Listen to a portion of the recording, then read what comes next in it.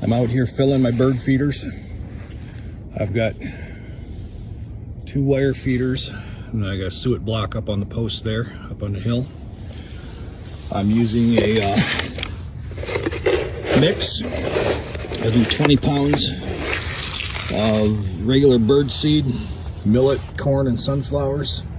And then I do 10 pounds of a fruit and nut mix that has dried cherries and lots of peanuts, pistachios, and things like that.